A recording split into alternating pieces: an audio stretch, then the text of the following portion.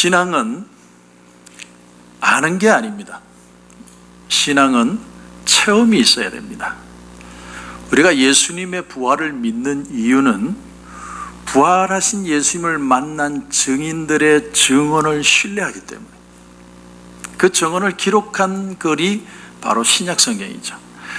그래서 신약성경은 무슨 철학을 말하는 것도 아니고 교리를 무슨 펴는 내용도 아니라 예수 그리스도의 삶, 예수 그리스도의 가르침, 예수님의 순환, 예수님의 죽음, 부활, 또 그분의 승천하심, 성령이 우리 가운데 오심, 그런 사도들의 증언을 모아놓은 책이 신약성경이에요.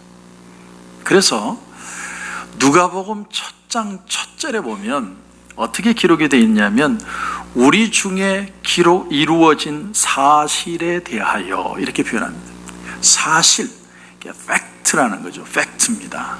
그래서 2절로 가면 바로 뭐가 나오느냐면 목격자라는 말이 나와요. 목격자. 사실이라는 걸 증언하는 사람이 필요하기 때문에. 그래서 이 내용을 증거하고 있습니다. 그래서 사실이라는 거예요. 그걸 누가 생각하고 누가 이렇게 글을 적어야 되겠다 고안을 한 게 아니라 목격한 사람, 그 증인이 일꾼된 것을 통하여 그 사람의 경험을 통해서 붓을 든 사람들이 많았다는 거예요. 그러니까 체험된 신앙을 기록하는 것이 성경책입니다. 누가복음 24장 13절 이하에 보면 엠마오로 가는 두 제자에게 예수님이 다가오셨습니다. 그리고 그들에게 말씀을 풀어서 해석을 하시는데 제자들의 상태가 어땠냐면 누가복음 24장 17절에 두 사람이 슬픈 빛을 띠고 머물러 있었다. 마음에 낙심이 있고 좌절이 있고 예수님이 죽었다는 그 사실에 의기소침해 있었습니다. 그런데 예수님이 그들하고 같이 걸으면서 말씀을 풀어주기 시작하니까 그들이 어떤 현상이 일어나느냐면 32절에 보니까 길에서 우리에게 말씀하시고 우리에게 성경을 풀어주실 때에 우리 속에서 마음이 뜨겁지 아니하더냐, 마음이 뜨겁지 아니하더냐는 표현은 불이 붙지 않았더느냐 이런 표현입니다. 불이 붙었다는 거예요. 여러분이 오늘 이렇게 말씀을 듣고 있는데 또 어떤 때는 찬양을 부르다가 기도를 들으다가 내 마음에 뜨거움이 일어나기 시작할 때가 있어요. 그냥 말씀을 듣는데 그 말씀이 내 감동, 내 심령을 흔드는 것 같은 그런 어떤 역사가 일어날 때가 있습니다. 그런 뜨거움, 그런 걸 경험하는 것. 그래서 로마서 12장 11절에 보면 부지런하여 게으르지 말고 열심을 품고 주를 섬겨라 이렇게 표현합니다. 열심을 품는다는 말을 원문에 보면요 뜨거운 마음이라고 표현되어 있어요. 뜨거운 마음. 열심은 뭐예요? 뜨겁게 뜨거운 마음으로, 뜨거움으로 주님을 섬기는.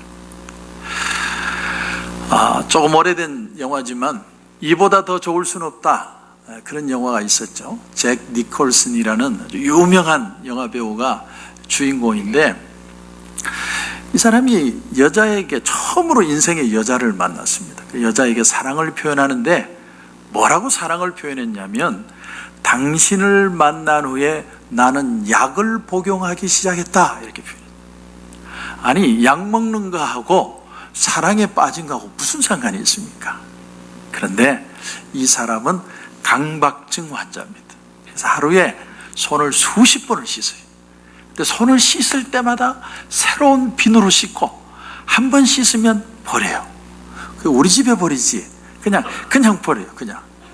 그리고 보드블록을 걸어가다가 모서리 이 선이 맞는 데가 있으면 그것만 피해서 그 선을 안 밟으려고 걸어다녀요. 그리고 집에 문을 잠글 때도 하나, 둘, 셋 그러고 잠궈. 그러니까 강박증 환자. 그러니까 이 사람이 의사가 처방해 준 약을 먹으면 그 강박증이 완화가 되고 안 먹으면 이제 강박증으로 사는데 그동안에는 이 약을 먹을 필요가 없어서 안 먹었습니다. 내가 강박증 환자든 내가 이 세상을 건강하게 살든 나에 대해서 관심 있는 사람이 없다고 생각합니다. 그런데 사랑하는 사람이 생기고 나니까 내가 당신 때문에 이 약을 복용하기 시작했다. 이건 진짜 사랑의 표현이에요. 내가 내 인생을 살아야 될 가치를 알았기 때문에, 당신 한 사람을 통해서 내가 이 세상에 존재해야 될 이유를 발견했기 때문에 나는 오늘부터 약을 먹겠다. 여러분, 그렇습니다. 우리가 신앙생활을 열심히 한다는 거, 뜨거운 마음으로 한다는 건 주님의 은혜를 받아서 내가 이 세상에 살아야 될 이유를 발견하는 거예요. 지금까지는 막 열심히는 사는데 왜 사는지 모르고 살았는데, 내가 하나님의 은혜를 받고 나니까 나 같은 사람에게도 하나님 은혜 주셔서 나를 귀하게 여겨주시는구나. 그게 너무 감사해서 뜨거운 마음이 생기는 거예요. 저는 그런 열심이 우리 가운데 있기를 주님의 이름으로 축원합니다. 요즘 사람들은요, 인터넷을 하도 많이 봐가지고 볼 거 다 보고 읽을 거 다 읽었기 때문에 모르는 게 하나도 없어요. 옛날에 인터넷 없을 때는 사기도 치고 거짓말을 해도 사람들이 몰라요. 근데 요즘은요, 전부 다 알아요. 그래서 글을 적어도 새로운 글을 적기가 힘들고, 노래를 만들어도 저 가사 어디서 들어본 건데, 저 리듬 어디서 들어본 건데, 영화를 만들어도 이게 새 것 같지 않아요. 사람들이 이미 다 아니까 뭘 속일 수가 없고 뭘 새로운 것을 만들어낼 수가 없습니다. 그래서 사람들이 영화를 보다가 저도 그래요. 저거 어디서 카피했는데, 한국 영화 이렇게 보면 저거 각색했구나. 딱 보면 알아요. 그렇죠? 그건 창의력이 없다는 거죠. 근데 설교를 사람들이 듣는데요, 이 성경책 하나 갖고 2000년 동안 써먹었습니다. 이 안에 새로운 것을 어떻게 만들어내요? 그래서 만약에 어떤 목사님이 내가 여러분이 듣도 보도 못한 그런 설교를 하겠다면 그 사람은 나쁜 사람이에요. 왜? 그런 내용이 없어요. 전부 다 써먹었어요. 아니, 그러면 오늘 새 설교하지 않는데 어떻게 은혜를 받을 수가 있느냐? 염려할 필요가 없는 것이, 하나님이 주시는 말씀을 전달하면 그것은 늘 새로운 마음으로 우리에게 와닿는 줄 믿습니다. 그래서 은혜가 되는 거예요. 맨날 듣는 얘기고 맨날 하는 그 설교인데 그 속에 하나님이 역사하시고 성령이 은혜를 부어주시기 시작하면 새로운 은혜로 내겠다고. 그래서 매번 은혜가 될 수 있는 것이다. 큐티를 해본 분들은 압니다. 큐티를 해보면요, 성경을 묵상해 본 사람은 이 말씀, 읽은 말씀인데도 보면 이 말씀을 내가 다 안다고 생각했는데 이런 말씀이 있었네.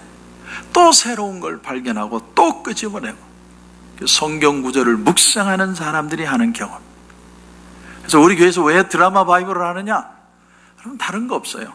성경을 매일 읽는 성경책인데 그 말씀을 눈으로 읽다가 또 깨닫는 거예요. 야, 여기에 하나님이 내게 주시는 도전이 있구나. 여기에 하나님이 내게 주시는 소망이 있구나. 그걸 붙들고 내가 살아가야지. 그거 깨닫기 위해서 드라마 바이블을 하는 거예요. 우리 안에 샘 솟는 생수의 강, 우리의 마음에서 생수의 강이 흘러나리라. 주의 말씀이 우리 가운데 흘러나면 우리 속에 지혜가 나오고, 그리고 우리가 알 수 없는 문제에 부딪힐 때 거기에 대한 노하우를 가지게 되고, 모든 것을 깨닫고 섭렵할 수 있는, 새롭게 깨달을 수 있는 진리가 이 말씀 속에 역사하게 되는 겁니다. 그래서 우리는 성경을 무시하면 안 돼요. 자, 그래서 오늘 말씀에 이제 2절부터 한번 보십시오. 2절부터 다시 보시면, 이스라엘 자손에게 명령하여 불을 켜기 위하여 감람을 찌어낸 순결한 기름을 내게로 가져오게 하여 계속해서 등잔불을 켜둘지며, 아론은 회막안 증거궤 휘장 밖에서 저녁부터 아침까지 여호와 앞에 항상 등잔불을 정리할지니 이는 너희 대대로 지킬 영원한 규례라. 자, 우선 보면 감람을 찌어낸 순결한 기름으로 등잔불을 켜라 이렇게 표현합니다. 순결한 기름이라는 건 투명한 기름이에요. 아무 찌꺼기 없는 맑은 기름. 맑은 기름. 순창 고추장이 아니라 순기름. 순기름, 맑은 기름. 여기서는 지금 성막 안에 두어야 될 등잔을 말합니다. 성막 안에는요, 분향단이 있고 떡을 올려놓는 떡상이 있고, 그리고 등대가 있습니다. 등대에는 7개의 등잔이 있어서 불을 켜면 7개의 초에서 불을 비칩니다. 등잔에 불을 붙이는 이유는 간단해요. 제사장이 어두운 밤에 일을 할 수 있도록 하기 위해서. 그래서 등잔은 저녁부터 해지고 나서부터 해 뜨기 전까지만 켭니다. 근데 오늘 말씀을 보면 항상 꺼지지 않도록 그 불을 켜두는데, 어떤 불을 켜요? 아주 맑은 기름으로 그렇게 불을 켜둬라. 이 말씀이 계시록 1장 20절에 가면 이렇게 말씀이 나옵니다. 네가 본 것은 내 오른손에 7별의 비밀과 또 7금 촛대라. 7별은 7교회의 사자요 7촛대는 7교회니라. 구약의 7금촛대는 7교회니라. 구약의 성막의 등대가 바로 신약의 교회를 상징한다. 여러분, 교회는요 왜 존재하느냐? 제가 정의를 딱 해드립니다. 데피니션이 뭐냐면 세상에 빛을 비추기 위해서 있는 게 교회예요. 그게 정의입니다. 그래서 주님이 우리 보고 뭐라고 얘기했어요? 너희는 세상의 빛이다. 빛이라고 얘기했습니다. 어떤 빛입니까? 영적인 빛이에요. 지금 이 시대는 영적으로 어두운 시대입니다. 그래서 사람들이 진리를 찾아 헤매는데 진리를 찾을 수가 없어요. 이 시대는 포퓰리즘의 시대입니다. 여론의 시대예요. 진리고 거짓은 필요 없어요. 그냥 우하고 사람들이 반응을 하면 그게 따라가는 시대예요. 정치도 포퓰리즘이에요. 전부 여론 따라가요. 사람이 자기 주관이 없어요. 그래서 열심히 뭔가 분주하게 다니는데 왜 다니는지 몰라요. 그래서 개미가요, 일하는 개미가 20%만 진짜 일하는 개미고 80%는 뭐예요? 쓸데없이 돌아다니는 개미라고 그러죠. 쓸데없이 돌아. 과학자들이 증명해냈어요. 80%는 다 쓸데없이 돌아다닌다니. 그러니까 마음이 답답하고 무겁고 힘들고 지치는데 왜 지치는 줄도 모르고 바쁘게 사는 거예요, 사람들이. 그래서 우리를 향한 주님의 말씀이 너희는 세상의 빛이다. 어두운 세상 속에 진리의 빛을 비추는 게 너희의 삶의 이유다. 이게 성도의 삶이에요. 교회는 그래서 있는 겁니다. 그래서 우리는 체험해야 돼요. 뭐를 체험해야 됩니까? 하나님의 은혜. 그러니까 예배 중에 제일 갈급해야 되는 게 뭐냐면 하나님 은혜를 주세요. 말씀을 통해서도 찬양을 통해서도 기도를 통해서도 하나님 은혜 받기를 원합니다. 그래서 주님이 이런 말씀을 하십니다. 마태복음 6장 22절에 보면 눈은 몸의 등불이니 그러므로 네 눈이 성하면 온 몸이 밝을 것이요 눈이 나쁘면 온 몸이 어두울 것이니 그러므로 네게 있는 빛이 어두우면 그 어둠이 얼마나 더하겠느냐. 이 말씀에 눈이 성하다, 내 눈이 성하면 할 때 성하다라는 말은 단순하다는 뜻이에요. 단순하다. 단순하게 하나만 볼 수 있는 걸 성하다고 그래요. 제가 책을 보니까 스마트한 선택들이라는 롤프 도벨리라는 사람의 책의 프롤로그에 이런 얘기가 나옵니다. 교황이 미켈란젤로에게 질문을 했답니다. 아니, 이 다비드상을 보면서 어떻게 이렇게 훌륭한 작품을 만들어냈냐고 교황이 질문을 하니까 미켈란젤로가 뭐라고 대답을 했냐면, 아이고 교황님, 간단합니다. 다비드와 관련 없는 것은 다 버렸습니다. 이해하시겠죠? 다비드와 관련 없는 건 다 버렸습니다. 그러면서 이분이 이 프롤로그를 적으면서 뭐라고 얘기를 하냐면, 자기 주변에도 성공한 사람들, 뭐 비즈니스맨, 학자, 뭐 정치가, 이런 사람들을 만날 때마다 당신이 어떻게 성공할 수 있었냐고 그렇게 질문을 하는데, 대부분의 사람들의 대답이 뭐냐면, 아이 뭐 운이 따랐죠. 그렇게 겸손하게 얘기를 하는데, 이 사람들의 독특한 공통점이 하나 있더래요. 독특한 공통점. 그게 뭐냐면, 성공한 사람들은 자기가 하지 않아야 할 것들, 피하려고 했던 것들만큼은 분명히 알고 있더랍니다. 그러니까 아무리 돈이 돼도 내가 즐겁지 않은 일은 안 하는 거예요. 회사의 비전과 일치가 되지 않으면 괜히 시간 낭비하지 않는다. 내가 할 수 있고 즐거운 일만 한다. 여러분, 이 말을 이해하시겠습니까? 저도 목회를 하면서 어느덧 10년이 넘었습니다. 10년이면 강산도 변한다고 그러는데 많이 마음의 평안함, 안정감을 찾았습니다. 이유가 뭐냐면 나는 내가 잘하는 것만 한다. 네. 누가 와서 막 목사님 이것도 하면 좋고 저것도 하면 좋고 막 이렇게 하면 막 교회가 뒤집어지고, 그러면 제가 이렇게 합니다. 내가 잘하는 것만 하겠습니다. 왜냐하면 괜히 하지도 못할 일 이거 저거 시컷 벌려놓으면 힘은 힘들어 들고 고생은 고생대로 하고 지치기는 지치고 나중엔 다 번아웃돼요. 저는 그렇습니다. 교회 오면요, 일단 편안하셔야 돼요. 그리고 교회 오면 즐거워야 돼요. 그래, 밥도 좀 풍성해야 되고요, 말씀도 풍성해야 되고, 기도도 풍성해야 되고. 여러분, 그러면 끝. 뭐가 더 필요해요? 교회를 위한 5개년 계획, 10개년 계획 그렇게 만들면, 그러면 사람들이 다 지쳐버려요. 예수님이 언제 공생애 할 때 제자들 불러놓고 공생애 3년 계획해가지고, 잘 봐라, 앞으로 이렇게 간다, 베드로 너 이렇게 하고, 요한 너는 뒤치다거리 하고, 다 이렇게 말씀한 게 아니고 예수님 한마디 얘기하셨어요. 숨을 깊이 들이마시고 성령을 받아라.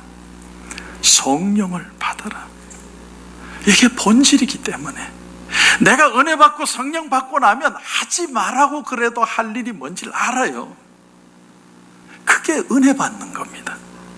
그러므로 네 눈이 성하면 온 몸이 밝을 것이다. 여러분, 단순하게 하나만 볼 줄 알아야 돼요.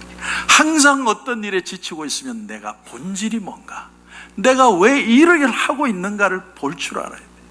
그러므로 오직 믿음의 주여 온전케 하시는 주님만 바라보는 것이 교회인 줄 믿습니다. 또 하나는요, 눈이 나쁘면 온 몸이 어두울 것이다. 여기 나쁘다라는 단어의 뜻이 뭐냐면, 약하다는 미닝도 있고 가리운다는 미닝도 있어요. 무슨 뜻이냐면, 이기심의 눈, 세상의 욕심의 눈으로는 남에게 빛을 비출 수가 없는 거예요. 항상 내가 이게 욕심인지 아닌지 자꾸 봐야 돼요. 그게 눈이 나쁜 겁니다. 셰익스피어의 리오 왕에게 세 딸이 나오는데, 막내는 아버지를 진심으로 사랑합니다. 막내 코델리아는 정말 아버지를 사랑하는데, 첫째 딸, 둘째 딸은 아빠를 사랑하지 않아요. 아빠의 땅에만 관심이 많아요.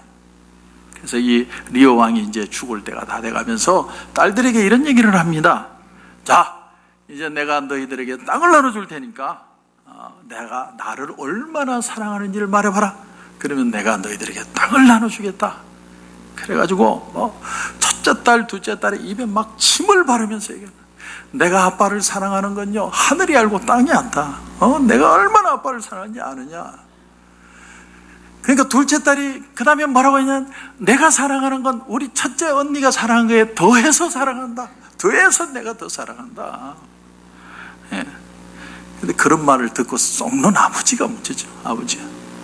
그런데 세 번째 딸 코델리아가 보니까 언니들이 정말 웃기지도 않거든요. 정말 사랑도 안 하면서 땅 받으려고, 나라 받으려고 그 짓 하는 게 너무 마음에 안 들어요. 그래서 이 코델리아가 아빠에게 뭐라고 얘기를 하냐면, 사실은 리오 왕이 이 막내딸을 사랑합니다. 그리고 막내딸이 리오 왕을 사랑하고 있다는 사실도 알고 있어요. 그런데 코델리아에게 그 고백을 듣고 싶은 거예요. 그런데 코델리아가 뭐라고 대답을 하냐면, 나는 아버지를 더 사랑하지도 않고 덜 사랑하지도 않고 사랑하는 만큼 사랑합니다. 그 말 듣고 아빠가 섭섭했어요. 그러니까 나이 들면 이게 섭섭해지는 병이 있어요. 예. 좀 거짓말로라도 아빠 나 사랑해요 이 한마디 하면 되는데, 척이라도 해야 되는데 그걸 안 한 거예요. 코델리아가. 결국은 나라를 물려줬는데, 첫째 딸도 둘째 딸도 나이 든 아버지가 찾아오는 것이 성가시고 귀찮고, 그냥 냉대를 하고 환영을 하지 않고. 왜 아버지는 기사들을 이렇게 많이 끌고 오느냐, 기사를 줄여서 끌고 데려오라고.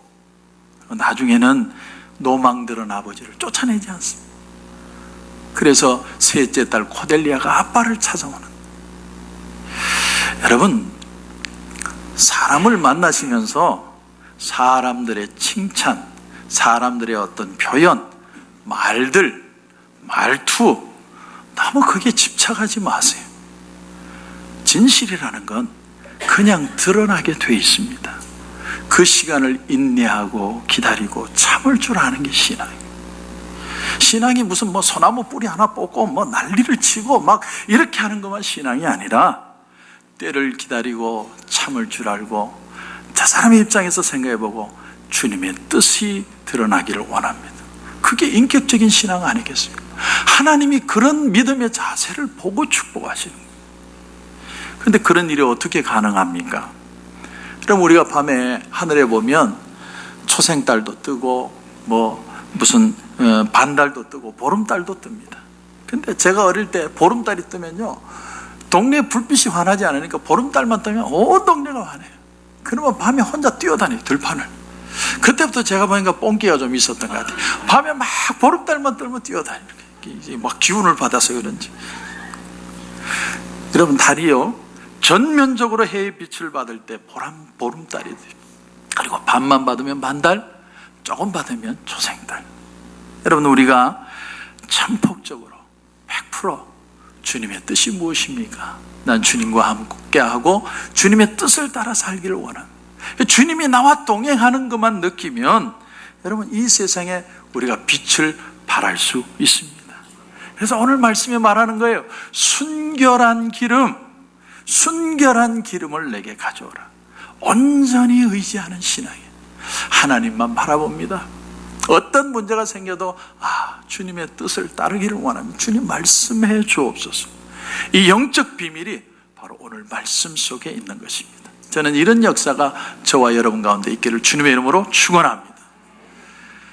그런데 좀 특이한 것이 오늘 3절입니다. 여러분, 3절을 보십시오. 아론은 회막안 증거궤 휘장 밖에서 저녁부터 아침까지 여호와 앞에 항상 등잔불을 정리할지니, 항상 등잔불을 정리해라. 아론이 제사장으로서 항상 등잔불을 정리하는 것처럼 오늘날 주의 종들도 교회 성도 한 사람 한 사람이 성령의 불이 꺼지지 않도록 각자의 심지를 정리해 줘야 된다는 얘기예요. 심지라는 건 배실로 꼬아서 등심을 겉에 가죽으로 섞어서 만든 거예요.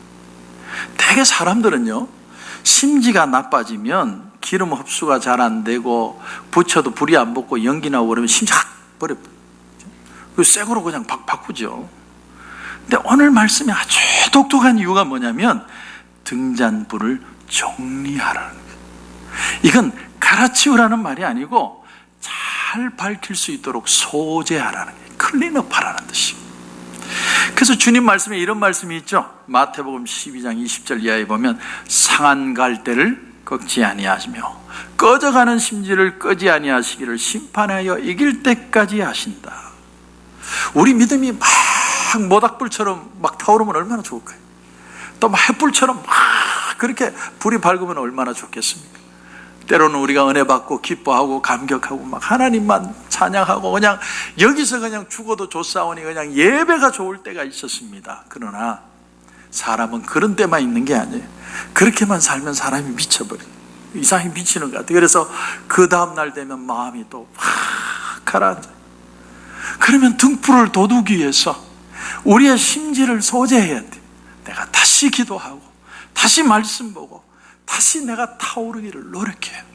그게 소재하는 거예요. 그러나 그렇지 않더라도 이 작은 등불을 돋우는 마음으로 그 불을 지켜내야 됩니다. 불이 꺼지지 않게 해야 돼요. 여러분, 제가 도전합니다. 기도하는 분들, 기도의 불이 절대로 꺼지면 안 돼요. 내가 가정에서 혼자 교회 다니고 있습니까? 그러면 그 믿음을 지키셔야 돼요. 내가 아무리 기도하고 아무리 남편을 위해 자식을 위해 기도해도 아무도 꿈쩍 안 하고 소용없다. 나도 그냥 편하게 살란다. 그 기도불 꺼뜨리는 거예요. 불이 꺼지는 거예요. 가족에게 불빛을 비추고 있는 내 역할을 놓으면 그들이 불빛을 볼 수가 없어요. 내가 힘들어도 어려워도 믿음으로 기도하고 내 가정을 지켜나가면 그 불을 보고 우리 가족이 소망을 가지는 거예요. 그래서 불이 꺼지지 않게 해야 돼요. 계속 불이 자꾸 꺼지면 심지를 갈아버리는 게 아니라 꺼져가는 심지도 다시 소재해서 불이 붙도록 계속. 여러분, 세상에는 내가 불이 꺼지게 만드는 게 너무 많아요. 바람이 불고 또 시련이 오고 경제적으로 또 육신적으로 병이 들고 그러면 사람이 확 처져가지고 내가 못 살겠다, 내가 뭐 이렇게 노력하는 게 무슨 의미가 있냐, 치우자. 여러분, 욥에게도 시련이 오고 베드로에게도 시련이 왔고 바울에게도 시련이 왔고 예수님에게도 시련이 왔습니다. 그러므로 시련이 온다는 것이 하나님이 여러분을 떠났다는 뜻이 아닙니다. 시련 속에도 불이 꺼지지 않게 해야 돼. 내가 버텨야 돼. 등불이 필요한 때입니다. 그럼 어떻게 하면 이 등불을 밝힐 수 있느냐? 어떻게 하면 이 불이 꺼지지 않게 할 수 있느냐?